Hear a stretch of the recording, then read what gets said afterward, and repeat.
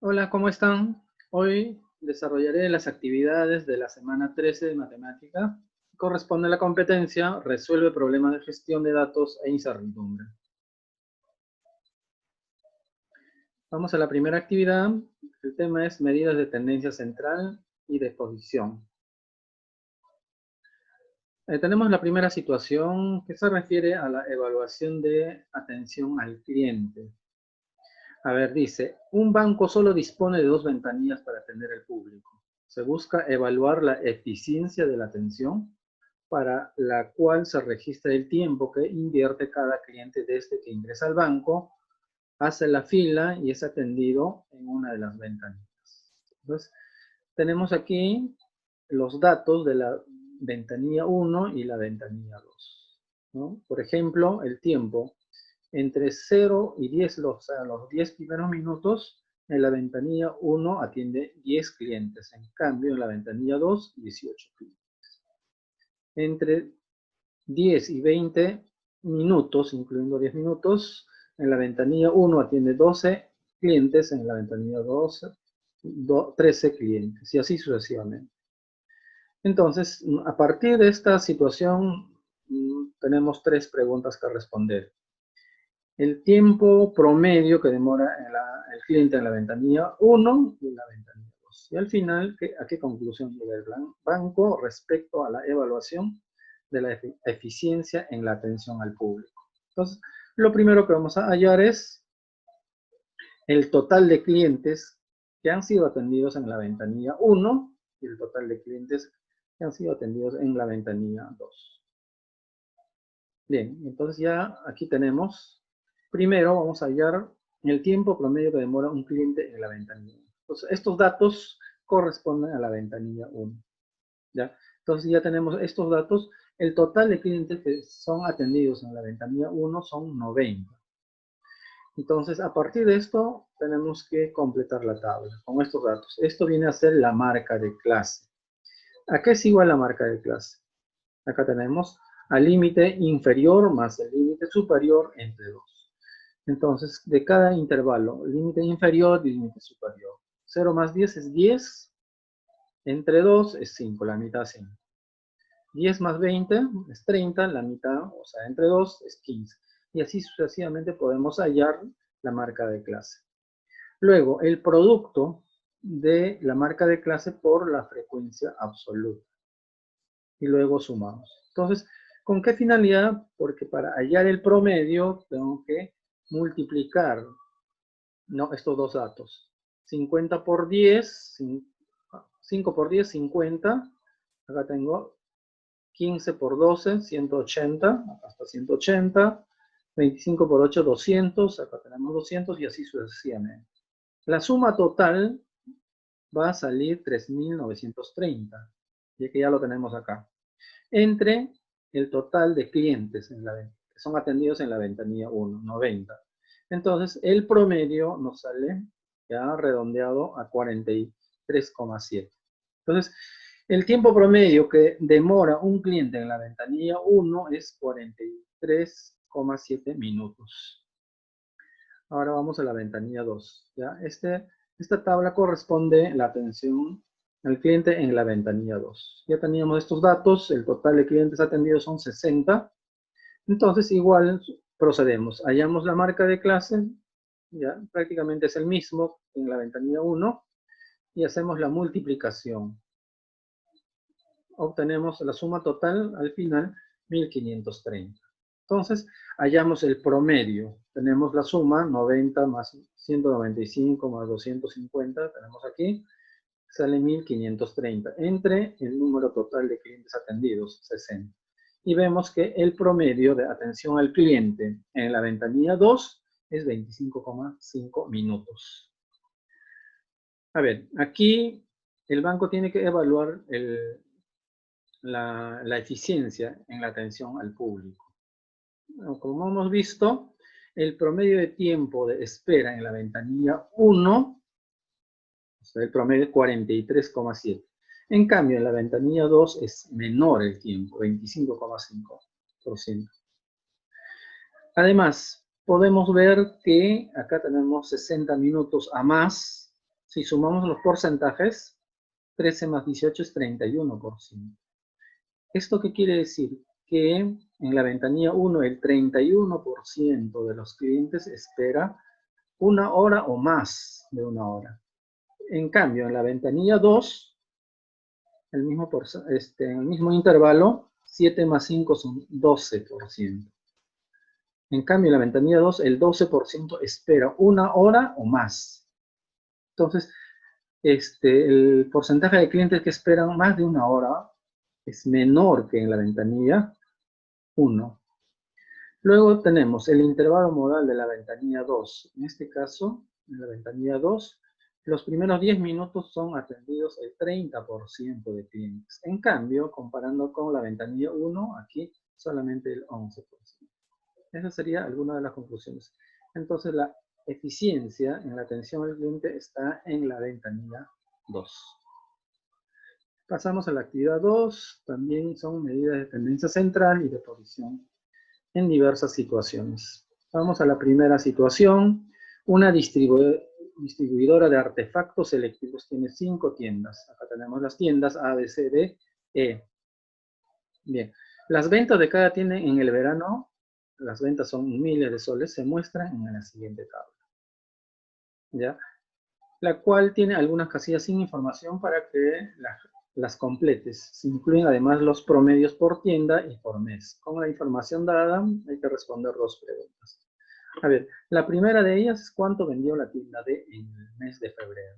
Vemos el mes de febrero, la tienda D, ya está, el número es 32. 32, como está en miles de soles, será 32.000 soles. Entonces, en el mes de febrero la tienda D vendió 32.000 soles. Bien, ahora hay que completar los datos que faltan en la tabla. Vamos a la siguiente. A ver, acá, para completar, tenemos que ver los promedios. A ver, el primero de ellos, acá, dice la venta de 73 en enero, en febrero 40, un número que no sabíamos, más el de marzo, debe dar un promedio de 55. Entonces, tenemos que buscar que sumados las tres ventas en los 3 meses, entre 3 nos dé 55. Y vamos a ver que el promedio es 47 acá. Igual hacemos con el dato que faltaba acá, 50 faltaba. La suma de los 3 debe dar, divididos entre 3, 39. ¿No? Acá tenemos, y el resultado es 50. Y así vamos a completar los datos que faltan. Por lo tanto,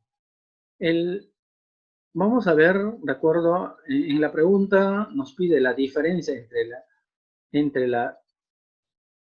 en ventas entre la tienda que más vendió en el verano y el que menos vendió. Entonces, vamos a ver a los promedios para comparar. A ver, la tienda que más vendió es la tienda D. Vendió un promedio de 63. Y a 63, acá tenemos la tienda C, el que menos vendió, ¿no? Un promedio de 29. Entonces, nos pide la diferencia. Para la diferencia tenemos que restar los dos datos. El dato mayor, el promedio mayor menos el promedio menor. Nos da 34. Como está en miles de soles, será la diferencia 34.000 soles. Pasamos a la situación 2. Un estudiante de una universidad en uno de los cursos debe rendir 5 prácticas. Acá tenemos las 5 prácticas. Hasta aquí. Un examen parcial y un examen final. El puntaje final del curso se obtiene asignando ciertos pesos al promedio de prácticas. El examen parcial, el examen final. Estos pesos son 40% para las prácticas, 30% para el examen parcial y el 30% para el examen final, que viene a ser el total 100%. ¿Cuál debe ser el puntaje mínimo que debe obtener el estudiante en el examen final? Aquí, en el examen final falta una nota, para que el puntaje final del curso sea por lo menos 15. O sea, el promedio sea mínimamente 15. Bien, entonces, ya sabemos que el promedio de las prácticas, de las 5 prácticas, hasta aquí, 5 notas, tiene un peso de 40%. El examen parcial, este examen de 6 tiene un peso de 30% y el final, el examen final, 30%. Hay que hallar cuál debe ser la nota en el examen final para que el promedio sea 15 o más. Bien, entonces para sacar el promedio, lo que tiene un promedio de las prácticas, sumamos las 5 prácticas, dividimos entre 5, sale el promedio 2. ¿Ya? Y el promedio final mínimo debe ser 15. Entonces, calculamos el promedio con los pesos. A ver, dice el promedio de prácticas, ya tenemos que es promedio de prácticas multiplicado con el peso, que es 40%. El examen parcial, que debe ser el examen 1, por el peso, 30%. Y el examen 2, también por el 30%. Divididos entre 100 porque el total tiene que dar el 100%. Y debe salir como mínimo 15, nota promedio 15. Reemplazamos. El promedio de las prácticas es 12. 12 por 40. El examen parcial, 16. El peso es 30%. Y el examen final, que no sabemos cuánto es, multiplicado por su peso también, que es 30%. Todo dividido entre 100. Haciendo la operación, despejando, al final el examen 2, vamos a observar que debe sacarse un 18. Con este 18, el promedio va a salir, el promedio final va a ser un 15. Entonces la nota mínima en el examen final, aquí en este examen final, debe ser un 18, para que el promedio al final sea 15. Ahora vamos a ver las medidas de posición no centrales, o también llamados cuantiles, ¿ya? Los más utilizados son los cuartiles. Cuartiles quiere decir que divide la distribución en 4 partes iguales, ¿ya? La primera es cuartil 1, que representa el 25%. Cuartil 2, a los primeros 50%. Como el cuartil 2 es punto medio, también se dice mediana. El cuartil 3 representa al 75%. Bien, y tenemos también los deciles, que dividen la distribución en 10 partes iguales. Por lo tanto, podemos ver decil 1, decil 2, decil 3, decil 4, decil 5 sería el punto medio, que representa los primeros 50%. Equivale al cuartil 2. También es mediana. ¿Ya? Entonces, por ejemplo, el decil 8 representa al 80%, los primeros 80% de los datos. Luego tenemos otra medida de posición, los percentiles. Los percentiles dividen la distribución en 100 partes iguales. Por lo tanto, vamos a tener percentil 1, percentil 5, percentil 25, percentil 50 sería el punto medio, que también sería mediana. El percentil 50 equivale al decil 5 y al cuartil 2, porque ambos representan los primeros 50% de los datos. Tenemos el percentil 75, hasta el percentil 99. Entonces, hay algunas equivalencias. Vamos a ver, pasamos a la siguiente. Hay las características que acabo de explicar. Bueno, en el ejemplo dice, los datos son la nota de los estudiantes de una clase. Si un estudiante tiene 17 y está en el percentil 85, significa que el 85% de los estudiantes tienen una nota 17 o menos de 17. ¿Ya? Percentil 85. Si tomamos los sueldos de 10.000 trabajadores, ¿cuál sería el percentil 60? El percentil 60 sería aquel sueldo por debajo del cual está el 60% de los trabajadores. Si ordenamos los trabajadores desde el que cobra menos hasta el que cobra más, el percentil 60 sería el sueldo del trabajador número 6.000. Bien, pasamos a la situación 3. Bien, acá tenemos en la tabla la estatura de los estudiantes del cuarto G de una institución emblemática, Carlos Wiese. calcula e interpreta el cuartil 1 y el cuartil medio. El cuartil medio, como hemos visto, se refiere al cuartil 2. Cuartil 1 y cuartil 2.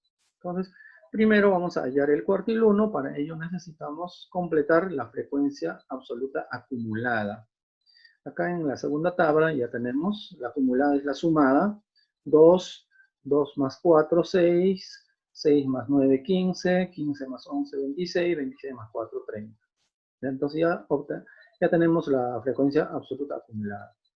Bien, como vamos a hallar el cuartil 1, vamos a ver la posición del cuartil 1, donde 1 viene a ser el valor de K, ¿ya?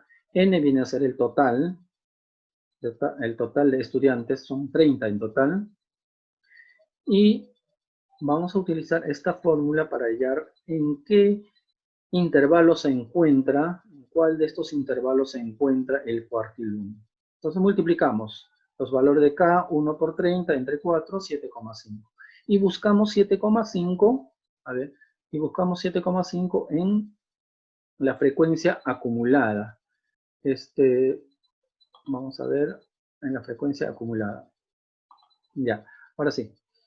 7.5 está entre 6 y 15. Y se toma el intervalo siguiente. En este caso sería 15. Entonces, el cuartil 1 se encuentra en este intervalo 3. ¿Ya? Tomamos en cuenta el límite inferior, límite superior, frecuencia, la frecuencia absoluta, esta es la frecuencia absoluta acumulada. Bien, entonces ya hemos ubicado el cuartil 1 donde se encuentra. Para hallar qué representa el cuartil 1, tenemos que utilizar la fórmula. El límite inferior, acá de este intervalo, 1,54. Aquí tenemos 1,54. La frecuencia absoluta es 9. Acá tenemos 9. Aquí nos pide la frecuencia absoluta acumulada menos 1. Esto quiere decir que la anterior, la frecuencia absoluta, que es del intervalo, en este caso es 15, la anterior es 6. Por lo tanto, frecuencia absoluta acumulada menos 1 significa que el número 6. Bien, entonces lo que hacemos estos datos lo reemplazamos en la fórmula.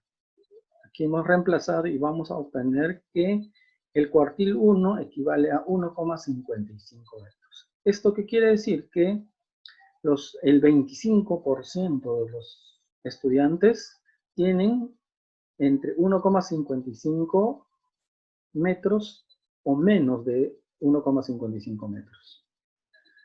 A ver, ahora vamos a hallar el cuartil 2 o el cuartil medio. Entonces aquí K ya no va a ser 1, va a ser 2. El número de estudiantes son 30. Reemplazamos en esta fórmula para saber la posición, en qué intervalo se encuentra el cuartil 2. Y vemos que es 15, está en el intervalo 4. Aquí tenemos, en este intervalo está la posición del cuartil 2 o cuartil medio. Bien, luego, para reemplazar en la fórmula necesitamos el límite inferior. Inferior, superior. Inferior sería 1,62. La frecuencia absoluta es 11 y la frecuencia absoluta acumulada, la anterior a 26, es 15. Y reemplazamos igual que en el primer caso, vamos a obtener que el cuartil 2 representa 1,62 metros. Esto quiere decir que los primeros 50% de estudiantes miden de 1,62 metros o menos. Bien. Interpretación de los valores obtenidos en la situación 3. Hemos visto el cuartil 1 representa 1,55 metros. 25% de los estudiantes tienen una estatura menor o igual a 1,55 metros. Quiere decir que 25%. Y el restante, que viene a ser el 75% de los estudiantes, tienen una estatura mayor o igual a 1,55 metros. El cuartil 2 representa 1,62 metros. Significa el 50% de los estudiantes tiene una estatura menor o igual a 1,62 metros. Y el otro 50% tienen una estatura mayor o igual a 1,62 metros. Bien, pasamos a la situación 4. Aquí tenemos un gráfico. A ver, dice: el siguiente gráfico muestra la variación en años de la esperanza de vida en la población mundial para 4 de sus regiones. A ver, tenemos la región África, Asia, América Latina y Caribe, las regiones más desarrolladas.